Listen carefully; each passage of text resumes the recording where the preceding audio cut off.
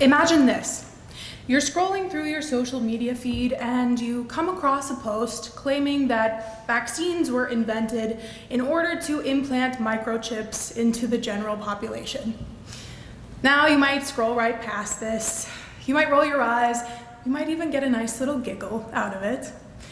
But regardless of how you respond in that moment, your brain still has to decide, do I believe this or not? Now imagine that same post has hundreds of thousands of likes and shares and comments. Imagine some of your friends and your family members have shared this information. Imagine some very high-profile public figures, some of whom you may even respect and admire, have also shared this post. Would that make it feel more believable to you? That split-second judgment, the moment your brain has to delineate between truth and falsehood, along with that subtle pull toward what other people find believable, is exactly what I study.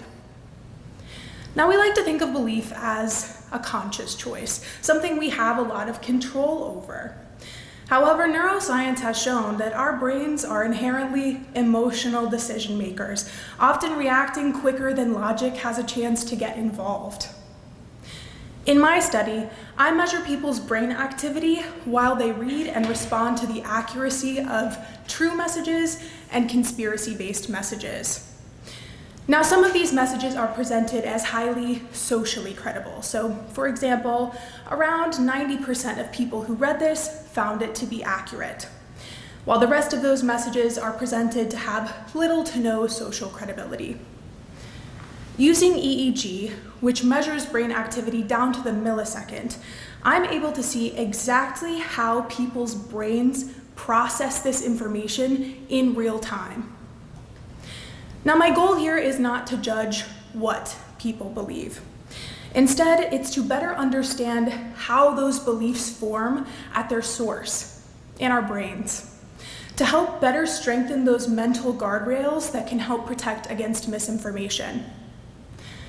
Because misinformation doesn't just live online. It can live in the way our brains process information. And if we're able to better understand what happens in those few milliseconds between seeing and believing, we might just find a way to better protect the truth itself. Thank you.